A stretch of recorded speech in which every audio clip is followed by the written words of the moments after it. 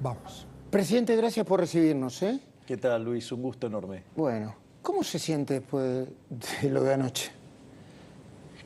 Bueno, anoche nosotros hicimos la presentación de mi nuevo libro, Capitalismo, Socialismo y la Trampa Neoclásica, que dicho sea de paso te traje uno. Ah, muchas gracias. Digamos más. Si me permitís, ya Sí. te lo dedico. ¿Cómo no?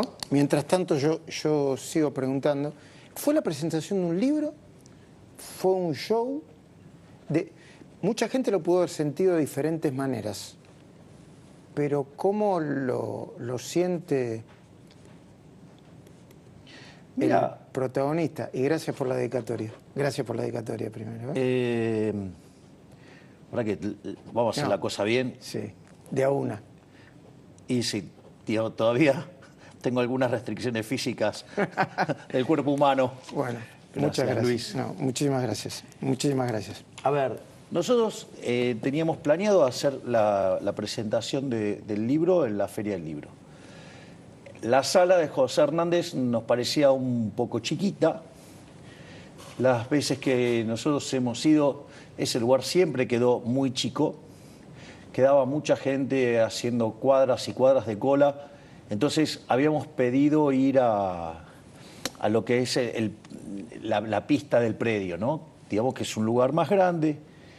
Y en ese contexto, la verdad es que la gente de la Fundación Feria del Libro empezó a hacer cosas que mostraban que iban a sabotear el evento. Y no solo eso, sino que además teníamos información que estaban buscando hacer algo violento como le hicieron a Gustavo Noriega. Entonces, frente a esa situación, nosotros preferimos ir por una solución, digamos, más salomónica y decir, bueno, listo, nos vamos a otro lugar, no nos quieren, no hay problema, esta gente no está a la altura de las circunstancias, su venda ideológica, digamos, no le permite más que eso. Y la verdad es que a la postre terminó siendo una bendición. Nosotros terminamos armando este evento en el Luna Park. ¿Show? A ver, nosotros siempre tiene una mística rockera, lo que hacemos nosotros. Entonces, ahora, si vos te fijas, cuando nosotros hacíamos los actos de campaña, había grupos musicales que tocaban antes, lo cual era esperable que haya grupos musicales. Al mismo tiempo, lo otro es, yo suelo entrar siempre por el medio del público, lo cual hice nuevamente lo mismo. Y no solo eso, sino que además, yo en general, cuando arrancan este tipo de presentaciones, suelo cantar el tema Panic Show de La Renga, pero lo hago a capela. Y me pareció más divertido hacerlo con una banda de rock atrás, que encima en realidad son todos libertarios. Entonces me parecía un evento lindo, pero si vos te fijás, termina esa introducción y automáticamente paso a una discusión de alto nivel académico, donde discuto las bases fundamentales de los contenidos del libro. Que está en el contenido del libro y algo de historia de economía. Exacto, sí, porque una de las cosas es que, tío, yo puedo encarar el problema desde distintos lugares. Entonces yo sí me puedo hacer toda una discusión matemática del problema de fondo. Ahora, frente a una audiencia de 10.000 personas, no digo que había ahí, no era para ponerme a discutir sobre la topología. De acuerdo. Pero, a ver, yo creo, está claro que para quienes lo votaron, para la militancia, para quienes lo votaron en segunda vuelta, eso puede ser visto lindo, simpático, extravagante seguro, muchos no lo entienden seguro, los analistas clásicos no lo entienden. Yo me considero que soy un analista clásico también, entonces sigo sorprendido. ¿Qué le diría a quienes dicen, che, ¿no estará un poco desconectado de la realidad con esto? ¿Implicaría eso o no? No, porque es la presentación del libro bajo el formato que nosotros trabajamos. Ese es el primer punto. El segundo punto, si me lo permitís, yo después fui revisando los impactos porque te imaginarás que la adrenalina que queda después de eso es fuerte. ¿En redes? Y entonces me quedé revisando en redes los impactos. Y hay algo que es muy interesante. Encuentro algunos cortes de tu programa. Y en un ida y vuelta que vos tenés con Horacio Cava, que es brillante, perdón que lo diga así. Pero bueno, cuando las cosas se hacen bien hay que reconocerla. Con mucho criterio, en un momento vos identificás el problema en el momento en el cual la gente empieza a insultar a Pedro Sánchez. Y vos sabés lo que es la trampa de estar en el medio de un estadio con una situación de esas características. Y tanto vos Sánchez, compadre, sí, la exacto, cosa está que arde. Exacto. Y tanto vos como Horacio, ustedes pudieron detectar perfectamente cómo yo resuelvo como jefe de Estado. A pesar que no estaba en el rol de jefe de Estado, resuelvo como jefe de Estado.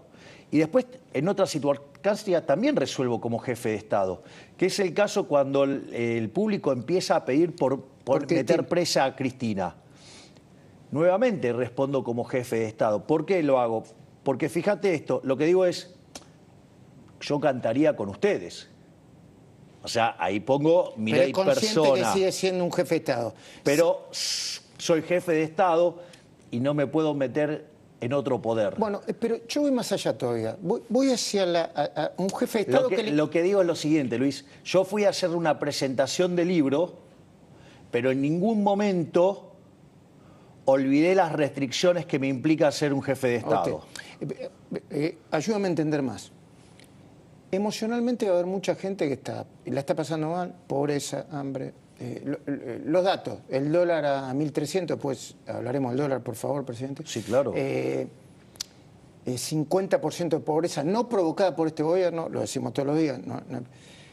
Y no hay un contexto ahí como que desconecta de la realidad. O hay mucha gente que puede decir, pero a mí no me gusta que haga esto. ¿Qué le diría a esas personas que pueden estar pensando eso? Pero genuinamente. Digamos, lo voy a contar en estos términos. Una vez que el pueblo hebreo dejó Egipto, se cruzó el Mar Rojo y estaba camino a la tierra prometida, habían visto, digamos, muchísimas cosas maravillosas que obraba el Creador vía Moisés, ¿no? O sea, con lo cual era un líder indiscutible. O sea, es más, desde mi punto de vista es el máximo exponente de la libertad de toda la historia de la humanidad. Profeta. Bueno, pero es que la hazaña es incomparable a cualquier cosa, porque es como que vos vayas de una situación de un país que está esclavizado y se le parara de frente a la suma de Estados Unidos, Rusia y China y le diga, liberá mi país. Y lo termina logrando sin tirar un solo tiro. Dicho esto, a lo que voy es lo siguiente. Cuando Moisés se levantaba muy temprano, decían, debe estar peleado con la mujer. Cuando Moisés se levantaba tarde, decían, está haraganeando. Y cuando se levantaba en punto, decía, no tiene nada que hacer. ¿Qué quiere decir esto? Que todo lo que vos hagas te van a criticar. Es decir, siempre hay uno que lo ve de una manera, siempre que hay... Lo comprende eso, ¿no? Es parte de la vida. Es parte de la vida porque nuestras preferencias, afortunadamente y gracias a Dios, no somos todos iguales, tenemos preferencias distintas. Entonces, hay gente que le puede caer bien, hay gente que le puede caer mal, hay gente que puede interpretar de la manera correcta que nosotros planteamos la situación y hay gente que quizás no la interpreta porque no quiere o porque no se lo explicamos. Perfecto. Entonces lo que digo, no es un problema eso, Luis. O sea, es parte, que cada uno interprete parte de la vida misma. Lo único que yo sí puedo decir es lo siguiente. Jamás en mi vida voy a tercerizar la aprobación sobre las cosas que a mí me hacen feliz o no. Que usted desea. Exactamente. No, Entonces, no le importa que lo puedan hacer sentir mal a otro, ¿no? Pero yo no creo que no tiene por qué hacer sentir mal a nadie. A ver, ¿yo afecté el derecho a la vida de alguien? No. ¿A la libertad? No. ¿A la propiedad? No. Listo. Y además fue un acto privado. Porque esto es lo más interesante. Porque, por ejemplo, el kirchnerismo, mientras que se armaban los actos con el dinero de los pagadores de impuestos, esto salió de la mía. De los derechos de... Exactamente. Básicamente lo que nosotros hicimos es lo siguiente. El pago del alquiler del Luna Park se hace con regalías del libro. Entonces, con liquidaciones, sí. Exacto. Hay una empresa, digamos, que paga... Belgrano Distribuidora Norce. 10 millones de pesos. No estoy en los detalles, o sea, digo, tengo otros No, temas un poquitito más ásperos. Lo comprendo, Pero, sí. Entonces, nosotros sí, porque somos periodistas. Belgrano Distribuidora Está Norte, 10 millones de pesos. Exactamente, paga Que eso. no tiene ningún vínculo con el Estado.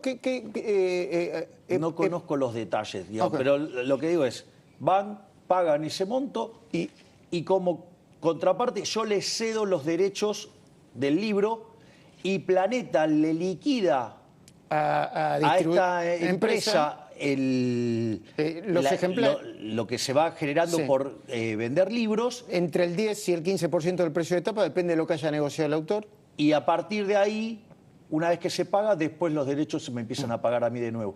Por lo tanto, o sea, no al pagador de impuestos argentino no le cuesta nada. Hay un lío con eso de lo público y lo privado. No un lío que siempre se discute. Pero antes de discutir lo público y lo privado, viaje a España, le quiero mostrar algo. Porque esto le pasó, lo de la presentación le pasó casi de madrugada, ¿no? Cerraron casi de madrugada. Y después a las 9 de la mañana sucedió esto. ¿Cómo interpreta usted? Porque cada uno tiene su interpretación. Yo la leí 2 veces la nota y tengo la mía. Vamos a ponerlo en estos términos. 9 argentinos en toda la historia de la revista. Creo que debo ser el 10º, ¿no? En el 10º, sí. 3 veces el Papa, 1 vez Messi, Ramón Castillo, ya me voy a acordar, Digo, pero Perón con Evita. En no sé cuántos años, Frondizi. 10 argentinos. Sí. Bueno, me parece que algún mérito debe tener. Fenómeno barrial no es, diría usted. Claramente no es digamos, ese graduado de Chicago, digamos, que dijo eso, no le está yendo muy felizmente con el tema de haberme catalogado fenómeno barrial. Yo soy periodista. Está hablando de López Murphy, el presidente. Esto es bueno porque el mundo discute una visión de país que tiene un presidente argentino. Porque otros lo ven como diciendo, perdón, hago el acting.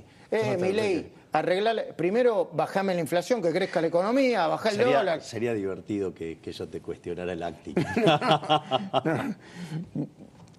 Hablamos varias veces, pero bueno. A ver, yo lo que digo es lo siguiente. Yo siempre tuve esta visión sobre la ciudad de la libertad, no son nuevas. De hecho, yo me ganaba la vida dando conferencias sobre este tipo de cosas. Por lo tanto, todo este discurso mío no es nuevo. Digo, creo que el libro ese debe ser como el 18, el 19 de mi cosecha. Pero al margen de eso, y que es algo que yo vengo haciendo y que, digamos, tengo cerca de 30 años de experiencia docente o más, ¿qué es lo que sucede?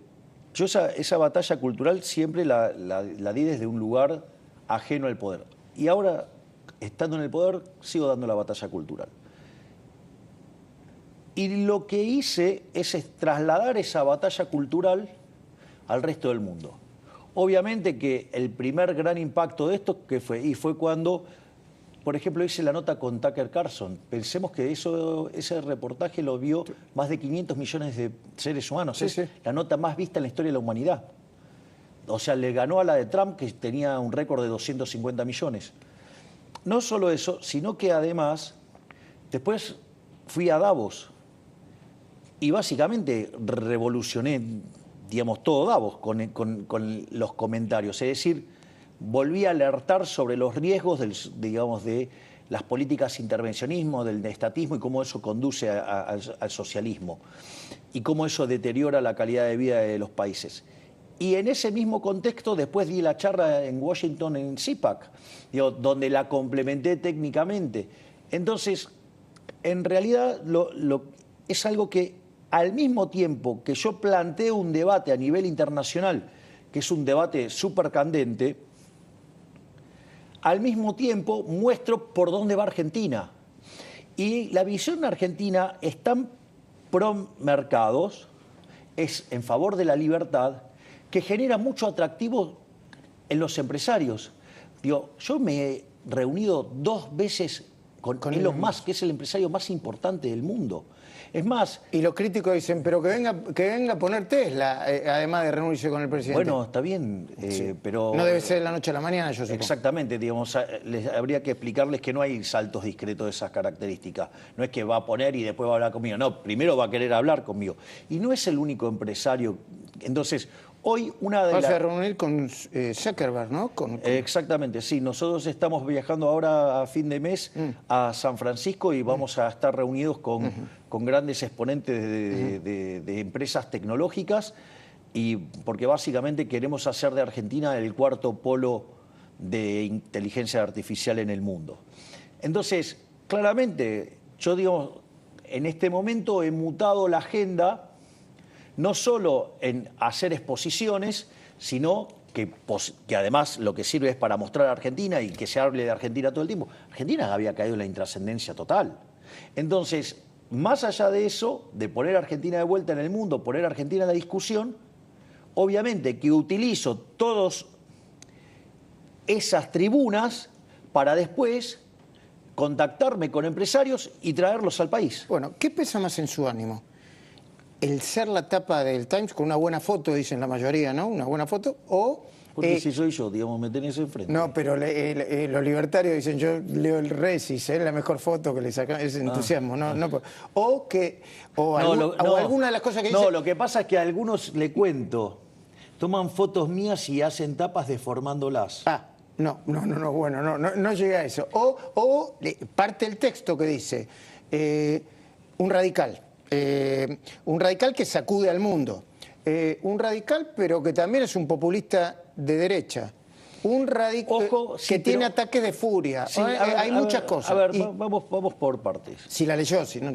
Yo no la leí la nota. A ver, está claro que para la visión centroizquierda políticamente correcta, que es por donde va el mundo, está claro que le parece una visión muy radicalizada a la mía. Sí. Es más, si toma mi visión filosófica, está claro que es más radicalizada. Mi vida después, en la vida real, incluye un montón de restricciones.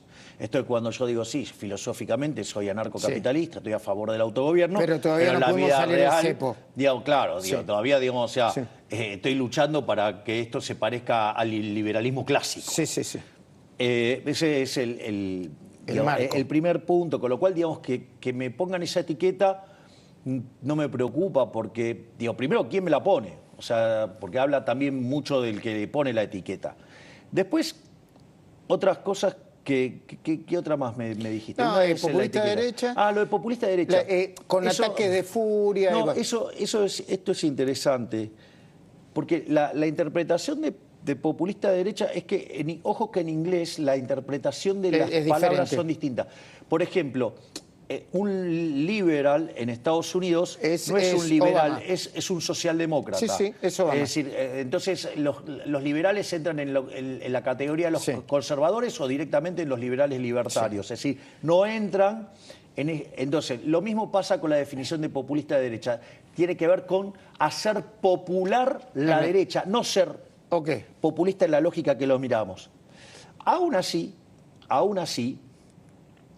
también podría hacerse una lectura de esas características si yo lo planteo en términos de polilogismo de Hegel, ¿no? Es decir, digo, típico de un populista, amigo o enemigo. Sí. El punto es que uno podría hacer siempre eso. O sea, yo digo, por ejemplo, yo te digo, suponete que lo reduzco a una sola categoría para que lo hagamos más fácil. Sí. ¿Estás a favor de asesinar gente o a favor de respetar la vida? De respetar la vida. Bueno, y ahí no vas a negociar nada.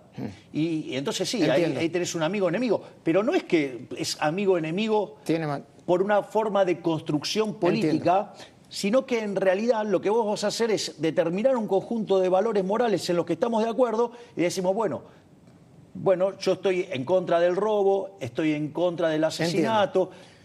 O sea que su mirada es, estamos en la tapa, Argentina está en la tapa del Time, Milei está en la tapa de Time y Argentina está en la tapa del Time. ¿Y sabe cómo le duele eso a todo el círculo rojo analógico tirando a dinosaurios? Aparte porque si les hubiera hecho caso a todos esos dinosaurios melancólicos, claramente no hubiera llegado a ser presidente. Y todos esos formatos que aman estos dinosaurios melancólicos es lo que hundió a la Argentina. Hablemos de la Argentina. El dólar a 1.300 pesos, creciendo creo que en el mes un 30%. Algunos llegaron a hablar de corrida. ¿Qué está pasando? ¿Qué es?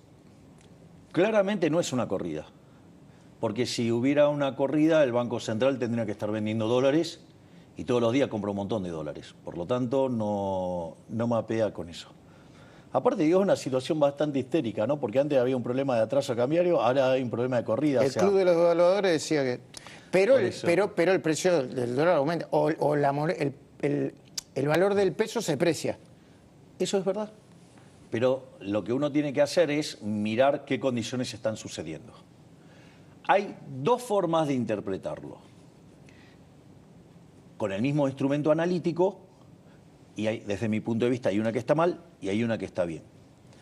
Vos tenés una relación entre la tasa de interés y el tipo de cambio. Cuando vos subís la tasa de interés, el tipo de cambio cae. Entonces vos podés decir, ustedes se fueron de mambo con la baja de tasa de interés y ahora saltó el tipo de cambio. Y la gente se fue al dólar. Esa podría ser una lectura. ¿Correcta? Desde mi punto de vista es incorrecta. Ok. ¿Por qué? Porque en realidad todo el movimiento que nosotros estamos haciendo de pasivos remunerados hacia el Tesoro tiene propiedades muy importantes en términos monetarios porque reduce la inflación futura, por lo tanto baja presión sobre los niveles de precio y el dólar es un precio más. Por lo tanto, no tiene que ver con eso porque además el problema es que la tasa que estaba pagando el Banco Central estaba muy por encima de la que paga el Tesoro cuando el Tesoro estaba colocando a mercado. ¿Y la correcta cuál es la visión correcta? La correcta es, según usted, que el mercado ya daba, o sea, había toda una euforia que se había creado sobre la posibilidad de que ley base salía. El empantanamiento que se está generando en la Cámara de Senadores, eso hace que, fíjese que... ¿Responsabilidad de quién? ¿Qué responsabilidad, digamos, de lo que están en el Senado, que no sacan esto adelante? Es decir, porque esto es una ley que necesitan los argentinos, esto es para que haya más crecimiento, esto es para que haya mayor bienestar, para que haya menos pobres, menos indigentes. Es decir, pero los políticos parece que están más interesados en romper el equilibrio fiscal, en tratar de hacer fracasar al gobierno, más que a mejorar la vida de los argentinos. Entonces, ¿qué es lo que pasa? La contracara de esto es que el precio de los bonos cayeron y que el riesgo país subió. Entonces, ¿qué es lo que pasa? El tipo de cambio que teníamos en un momento requiere de más tasa de interés. ¿Por qué? Porque se corrió el riesgo. No por el arbitraje que hizo el swap que hizo el Banco Central y el Tesoro en términos de instrumentos. Pero la lectura clásica es que son todas malas noticias eso. Sube el riesgo país. Y bueno, digamos... Y la culpa de la política sería... Y eso es la política, o sea, obviamente. O sea, el mercado estaba esperando la aprobación de la ley bases y estaba camino a ir a romper los 1000 puntos básicos de riesgo país. La política mete la cola, empieza a hacer, digamos, alarde del degeneramiento fiscal y bueno, ahí está. Es decir, igual, de vuelta, a nosotros no nos preocupa, ¿sabes por qué, Luis? ¿Por qué? Porque nosotros no vamos a ceder el equilibrio fiscal de ninguna manera.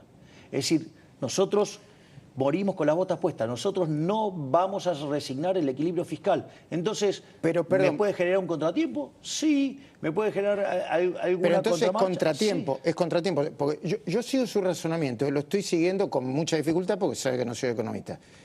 O sea que la política puede generar una corrida incluso, la política. Y puede voltear... Bueno, yo lo escuché usted decir que algunos quieren voltearlo a usted y al gobierno. Sí, a ver, lo que pasa es que para que la corrida pueda ser efectiva, usted tiene que tener pesos en la calle. Hoy la base monetaria amplia... Y no hay suficientes pesos como para que la corrida sea efectiva. Por lo tanto, digamos, nosotros estamos tranquilos, o sea, tenemos equilibrio fiscal, estamos avanzando en el saneamiento del Banco Central, ya hemos quitado 1/3 de los pasivos remunerados que quedaban, tenemos acomodado 1/3 del tema de los dividendos, Usted dice estamos que haciendo... aún sin ley base, mejor que se apruebe la ley base. Es mejor que ¿Sí? se apruebe. Sí. Lo que digo es, si no se aprueba, nosotros podemos seguir adelante y vamos a seguir adelante. Obviamente que en lugar de bajar la inflación más rápido, iba a bajar más lento. Bueno, ¿qué quiere que le haga? Es decir, son las lógicas del sistema democrático.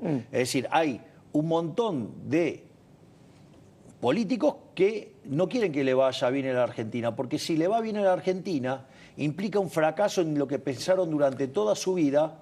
Y entonces... Le cito uno que podría estar en ese esquema. Yo no, de nuevo, Alfonso Prat, yo leí su último tuit y decía, de la hiperinflación a la hiperrecesión. Vamos hacia la hiperrecesión, dice Alfonso Prat. Uno lo lee, es economista.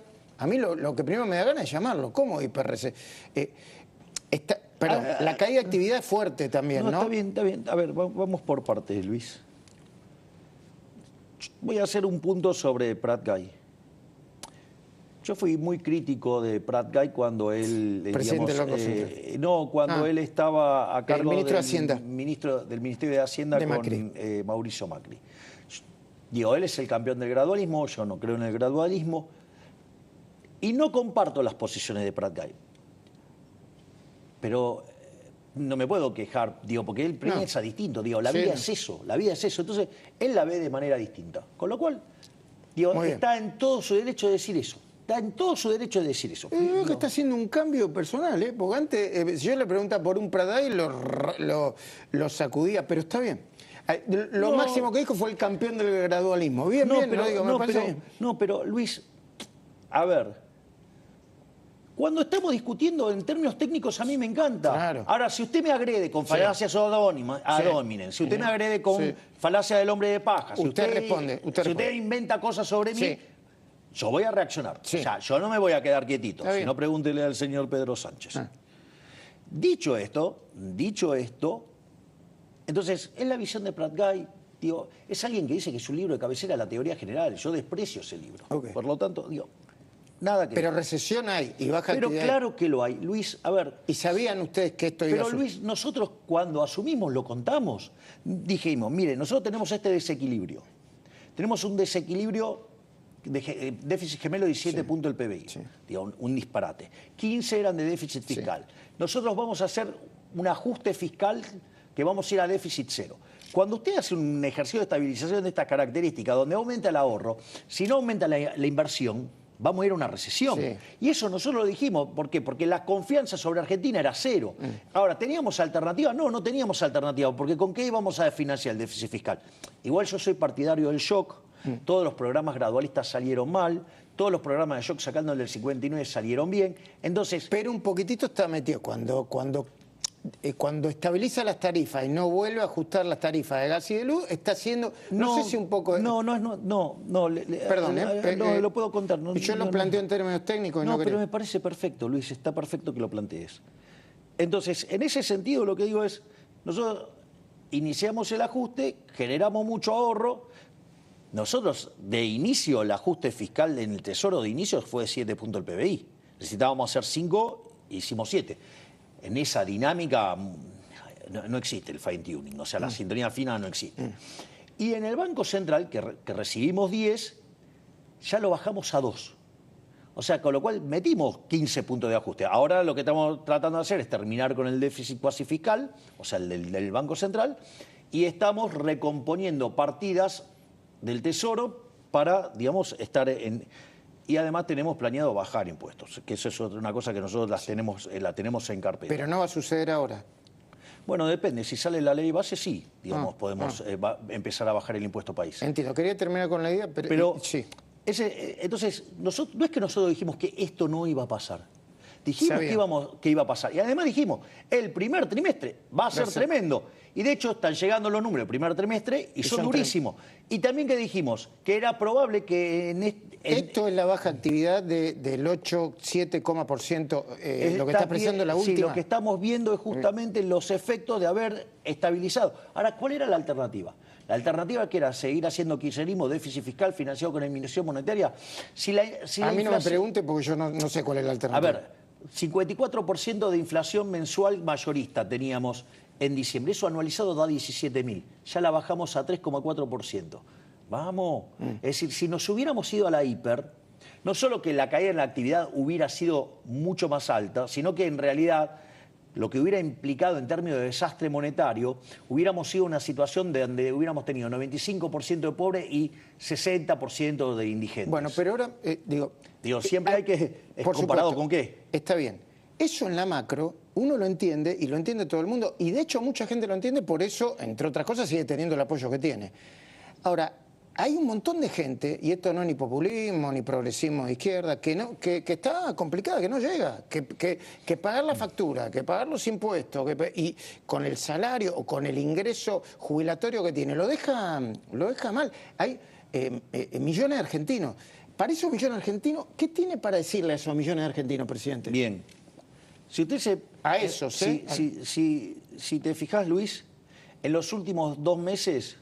La inflación estuvo por encima, un mes estuvo por encima del salario. El salario estuvo por encima del salario y en otro estuvo empatado. Ahora, con lo cual, digo, la recomposición del salario real está empezando a tomar lugar. ¿Por qué? Porque la inflación está cayendo. De hecho, la inflación core en consumidor fue del 6,3%. La inflación del 3,4 en mayorista anticipa que para adelante la inflación va a seguir cayendo. Abril... No sé el número, digamos. No lo puedo decir, pero alrededor del 6%. Por ejemplo, podría hacer eso para el consumidor y vaya a saber uno, digamos, por dónde andará mayoristas. Es decir, con lo cual la inflación está ocurriendo. Si usted mira el tema de alimentos y bebidas, ya viene varios meses con tasas muchísimo más bajas. ¿Y eso qué significa? Menos pobres y menos indigentes. ¿Y si aumenta el dólar no impactan los precios?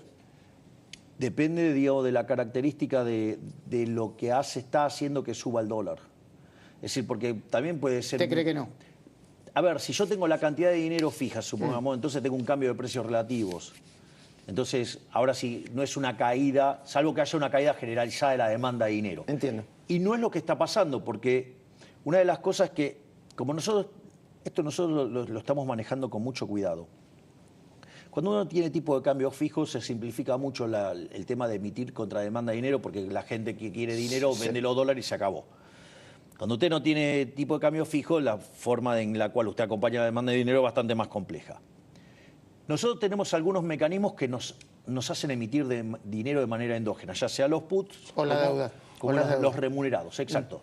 Entonces, ¿qué es lo que nosotros hacemos? Con el superávit fiscal sacamos peso de la calle. Y esto no es menor, porque antes se sacaban con deuda, ahora lo sacamos con superávit fiscal. ¿Y qué es lo interesante? Lo interesante es que nosotros compramos dólares. Desde que llegamos a la gestión hemos comprado cerca de 17.000 millones de dólares. Recuerde que arrancamos con 12.000 millones de dólares de reservas internacionales. Para salir del cepo, perdón que le cambie, para salir del cepo necesitan 10.000 o 15.000 millones de dólares más. Nosotros seguimos trabajando, estamos todo el tiempo trabajando. Nosotros, en principio, estamos trabajando para eliminar el tema de los remunerados, que eso fue lo que pasó la otra semana, que fue una operación hiper exitosa. Estamos trabajando para, digamos, encuadrar y buscar un instrumento alternativo para las instituciones financieras con el tema de los puts. Y estamos tratando de calzar los flujos de fondos de los dólares que queden atrapados, de las aberraciones. Sí. Recuerde que venimos de limpiar un problema de 50.000 millones de dólares de la CIRA, ¿no? Y una vez que esas 3 o 4 cosas sucedan, van a poder salir del cepo. Exactamente. Entiendo. Entonces, salir sin riesgo e ir a un esquema de emisión cero. Pero, como tenemos estos mecanismos que a nosotros nos dispara la cantidad de dinero, nosotros también tenemos un indicador proxy de cómo viene la demanda de dinero, que son los dólares que nos venden. Entonces, cuando nosotros terminamos de hacer toda la esterilización de dinero, si lo que se expande de la base está por debajo de lo que es los dólares que compramos, estamos saneando el Banco Central y no estamos emitiendo de más. O sea, no estamos poniendo municiones para alimentar una corrida. Eso. No va a haber según su mirada, no va a haber corrida. Perfecto, perfecto. Nos quedan pocos minutos y quiero... la base nunca está aumentando más que la demanda de base. Entonces, no es como que yo le dé un revólver, pero se lo doy sin bala. Ok. Hablando de revólver, le voy a plantear un tema fuerte. Ahí se miró Manuel Adorno. Fuerte en términos de No, de yo- movimiento. Yo creí que me No, iba a pedir, no, digamos, que para no. el próximo acto cante No. una del disco Revolver de los Beatles. No, bueno, los Beatles también yo los banco, los Beatles, pero no No, importa. aparte, digamos, un disco previo a la llegada de Sgt. Pepper. Sí, muy Tremendo bien, disco, muy bien. Revolver. Sí, me está marcando No me deja el meter. tiempo. No, porque deja. encima hay temas Está- divertidos sí. adentro de Revolver. Le voy a proponer en pocas palabras, Sí. tema de actualidad para no ser de la actualidad. Si tuviera que definir en pocas palabras a Pedro Sánchez, ¿cómo lo definiría? Olvídese el Pedro Sánchez como representante de un Estado, el Pedro Sánchez, político, con el que usted se está agarrando cara a cara. Un incompetente. ¿Por qué? Porque, primero, mentiroso, cobarde, mandó a sus ministros a agredirme, interfirió en la política argentina jugando un rol en la campaña argentina, después me mandó a agredir por sus ministros, no, o sea, ni siquiera tuvo el coraje de hacerlo, después, frente al revés que recibió con el ministro de Transporte, cobardemente mandó a mujeres a agredirme para buscar encuadrarlo en un tema de misoginia. Y como no le resultó directamente, me agredieron él y Zapatero. Es decir, él me agredió por todas las formas habidas y por haber. Y cuando yo contesté en abstracto, con un ejemplo, él se sintió por aludido y utilizó el aparato del Estado para contestar en perjuicio de una relación hermosa entre los pueblos de España y Argentina. Digamos, hoy es el hazmerreír de Europa en materia diplomática. Perdón, presidente, a propósito de esto, el diario El País está diciendo que formalmente el embajador de España dijo que su visita a España era privada. El embajador argentino en España había dicho que en una nota formal que su visita a España era privada, mientras que ustedes, bueno, lo escuché al vocero Manuel Adorni decir una y otra vez que era la visita de un jefe de Estado. A ver, usted puede hacer una visita de jefe de Estado y no necesariamente verse con otro jefe de Estado. No lo sé eso. Lo que yo, digamos, lo que trato de hacer es calzar actividades. O sea, ¿para qué? Para economizar recursos. Entonces, cuando yo tengo alguna actividad, claro, originalmente tenía un formato, pero después, ¿qué hicimos? Le llenamos y le hicimos una agenda. ¿Para qué? Para resolver problemas de Argentina. Vos, digamos, ¿quién se cree que son uno de los países que más empresas tiene en Argentina? España. Y bueno, ¿y yo qué hice? Okay. Fui y me senté a hablar con empresarios españoles, justamente por todos los problemas que tiene Argentina, pero con todas las cosas que hay por hacer. Entonces, lo que quiero que vea es que parte de mi agenda internacional tiene que ver con encontrarme con empresarios, ¿para qué? Para fomentar la inversión dentro del país. No se sale de otra manera. No, y eso va a pasar con algunas visitas que tengan que ver con otra, para recibir premios. O Es que yo suelo... A ver, primero yo entiendo que los políticos argentinos en su mayoría sean de escala liliputiense, o sea, intrascendentes, desconocidos y con cero brillo internacional. No es lo que pasa conmigo. ¿Sí? Digamos, lo que pasó en Davos, lo que pasó en CIPAC, la etapa de Time. Digamos, a donde voy es una sensación. De hecho, soy, digamos, el político más popular del mundo. Yo entiendo que eso los llena de envidia, de odio, de resentimiento, y entonces van a querer ensuciar. Es parte de la vida misma. Entonces, ¿qué pasa? A mí me invitan a un montón de lados, me dan un montón de premios, y eso, digamos, cada vez que yo me muevo, voy y llevo las ideas de la libertad, y lo que estoy diciendo es, este es el camino por el que estoy yendo y los estoy invitando a venir a Argentina. Okay. Es carácter de jefe. Hay también una acción de un... Es que, claro, es una acción de marketing de Argentina en el mundo. Es decir, volvimos a poner a Argentina en el medio de la discusión del mundo. Okay. Cuando pasa eso, como nosotros sabemos que eso se vuelve una tribuna, una pantalla para mostrar a la Argentina, ¿qué es lo que hago? Lleno la agenda también con reuniones con empresarios. Porque, ¿quiere que le diga algo? Tengo filas de empresarios que quieren hablar conmigo. Eso no tengo ninguna duda, ¿no?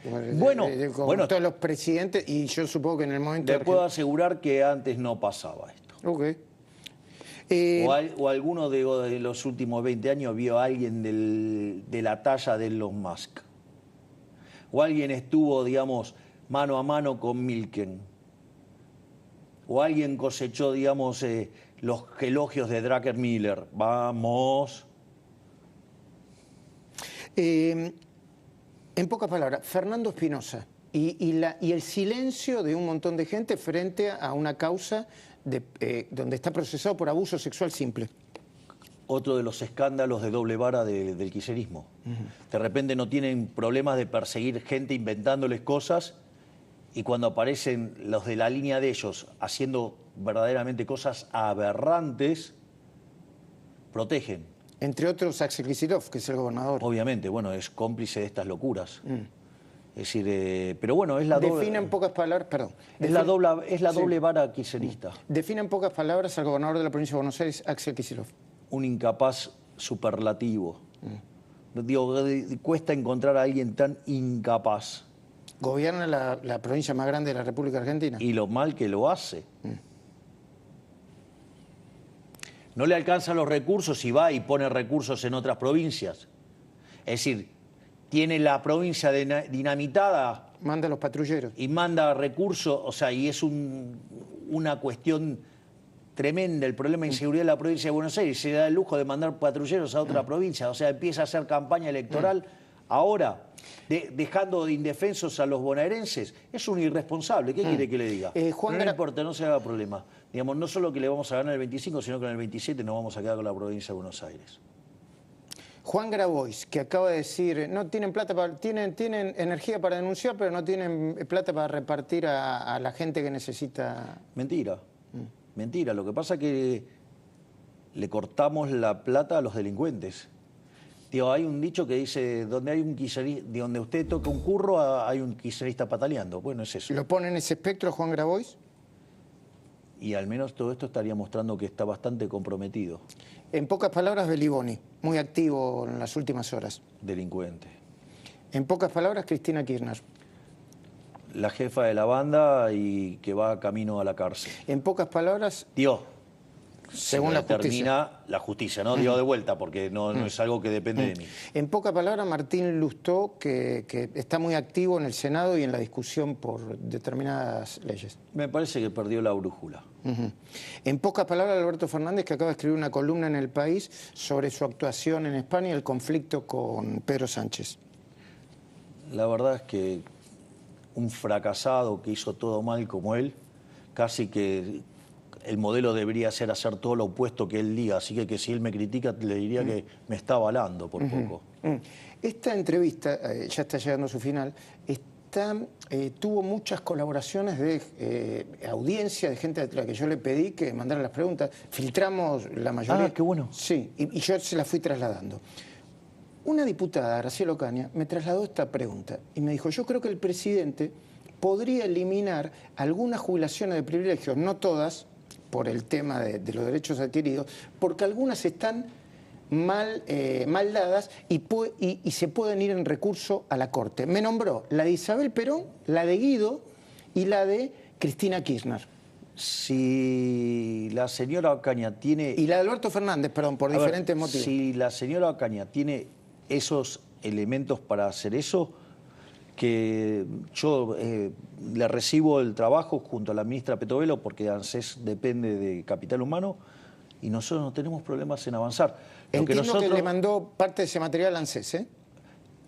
Pero más fácil, la ministra Petovelo y yo lo recibimos y nosotros, digamos, no tenemos problema en dar curso a eso. Si verdaderamente lo que nosotros no queremos es afectar derechos adquiridos. Fíjese que en esto yo fui muy claro.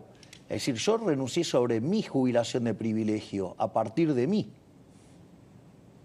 Digo, pero no puedo hacer nada para atrás con los derechos adquiridos. Okay. Déjame hacer la última pregunta.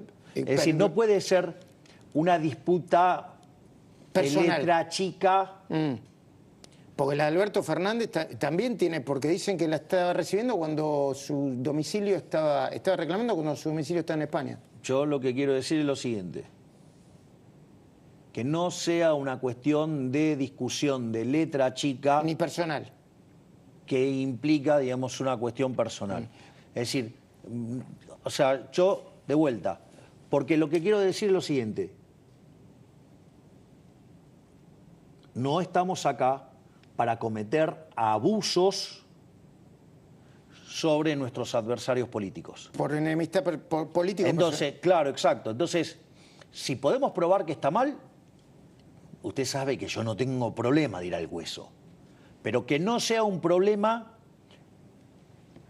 de política sucia, que sea un problema de índole técnico, verificable y que se pueda discutir. Que no sea una cuestión de índole de venganza personal, porque tampoco lleva a ningún lado. Entiendo, quiero respetar los tiempos y no quiero olvidarme. ¿Cuál es la situación de Pose? La situación de Pose es la misma que tiene todo el gabinete. Hace un tiempo me dijo, como rulo de estatua, Pose, Sandra Petovelo, Guillermo A ver, Franco, siguen como rulo de estatua todos. A ver, el tema es el siguiente. Usted cuando gestiona, tiene hitos. Nosotros, nuestro primer hito de gestión, digamos, terminaría con el desenlace de la ley bases. La ley bases puede salir bien o puede, digamos, salir mal. Salir que no sale, por decirlo de alguna manera. Esa situación va a llevar a que, marcado ese hito, nosotros tenemos que hacer toda una evaluación de resultados. Queda bajo análisis todo el gabinete. O sea, no Pose solo, queda todos los ministros bajo análisis. Qué bomba esto, ¿eh? Qué bomba. ¿Por qué? Y porque no lo sabíamos, nadie lo sabía. No. O sea que usted puede revisar la situación de Pose, Guillermo Franco, Se revisan todos. De Patricia Bullrich. Se revisan todos. Entonces, usted hace, digamos, llega a ese hito, revisa todo. Una vez que usted revisa todo, usted además se encuentra cuál es el escenario que se encuentra. No es lo mismo lo que yo tengo que hacer en materia de, por ejemplo, te paso un dato. Sí. Ejemplo, sale bases. O sea, que culminamos una primera parte de las reformas estructurales. ¿Tenemos que ir a la segunda parte? Sí. Entra Federico Sturzenegger como ministro. Se lo iba a decir. Bueno, digo, ese es un caso, digamos, doma 4. Cierra el Banco Central, si todavía lo quiere cerrar. Sería... Claro, bueno, para cerrar el Banco Central tengo que cumplir unas cuantas etapas previas. Sí. Entonces, sale la canasta la competencia de moneda, otra cosa. Exactamente, entonces uno tiene que fijar un momento y a partir de ahí se evalúa si se cumplieron los objetivos, si no se cumplieron, digamos, qué funcionó, qué no funcionó, lo que no funcionó se cambia, lo que funcionó sigue en pie. Digo, no tiene ningún misterio. Hoy sigue en pie Pose. Yo le hago una pregunta, te hago una pregunta, Luis, sí. Más fácil. Vos suponete que fueras el equipo, un equipo de fútbol, el técnico. ¿Te parás de la misma manera frente al Real Madrid, el Barcelona o sacachispa? No. Es más, probablemente aún frente al mismo equipo, ya sea el Real Madrid, el Barcelona o sacachispa, puede ser que vos necesites determinado resultado. Con lo cual, aún frente al mismo rival, hasta también podrías decidir cambiar. Perfecto. La última pregunta futbolera, entonces. Usted es bilardista. Y No, Bilardo, ¿en serio? y Bilardo decía, no hay que festejar el gol antes de que entre. A veces, ¿no parece que está festejando el gol antes de que entre? No. Por ejemplo, ¿Cuándo? ayer parecía, bueno, yo creo que era más para meterle a la militancia, ¿no? Luis. No festeja el gol antes. Luis. A ver, fui a presentar un libro nuevo. Es un evento que para mí tiene determinadas características. O sea, y va a seguir siendo siempre toda su vida porque ha sido así. ¿Por qué, digamos, tengo que cambiar ahora? Es decir, todo el mundo dice, no, los políticos llegan al poder, cambia. Yo sigo teniendo mi misma vida de siempre. Nada más que ahora tengo un trabajo un poquitito más complejo, que tengo que tomar decisiones un poquito más complejas, pero de vuelta, sigo siendo el mismo. Entonces, voy a, digamos, y va cambiando la escala de las presentaciones, por decirlo de alguna manera. ¿Le puedo pedir que le hable a la gente unos segundos? A la gente que dice, no le importa porque el ajuste, está bien, le habrá ajustado la casta, pero también a la gente a pie, ¿le puedo decir? Estimados argentinos, es cierto que estamos haciendo el ajuste más grande de la historia argentina. Pero no se dejen engañar por los econochantas que dicen que tiene mucha licuadora y tijerita. Bajamos la cantidad de puestos en el sector público a la mitad, o sea, bajamos la mitad de los ministerios. Eliminamos la obra pública de cuajo porque es una fuente de corrupción. Eliminamos de cuajo las transferencias discrecionales a provincias. Estamos limpiando toda la corrupción en la materia de programas sociales y el único impacto que quedó sobre los jubilados lo estamos recomponiendo.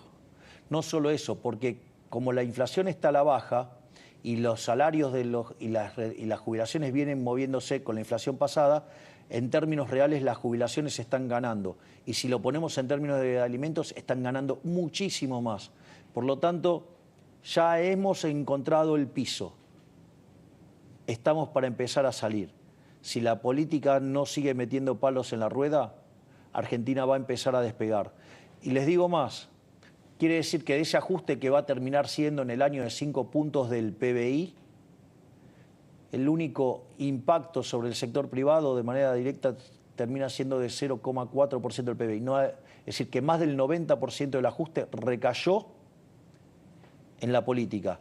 Y si ustedes se fijan que el ajuste en el Banco Central, ahora ya de 10 hicimos 8, eso no le pegó a nada a la gente. Fue todo, digamos, a la política. Y todo eso que estamos ajustando, que van a terminar siendo 15 puntos del PBI, eso se transforma en ahorro que vuelve a la gente en materia de inversión. Cuando llegamos al poder, discutíamos si íbamos o no a una hiperinflación. Hoy discutimos sobre los créditos hipotecarios, después de 5 meses. Si alguien hubiera dicho eso en diciembre, estarían diciendo que estábamos locos. Acá está, éxito. Gracias, presidente, de nuevo. Gracias, muchísimas Luis. gracias.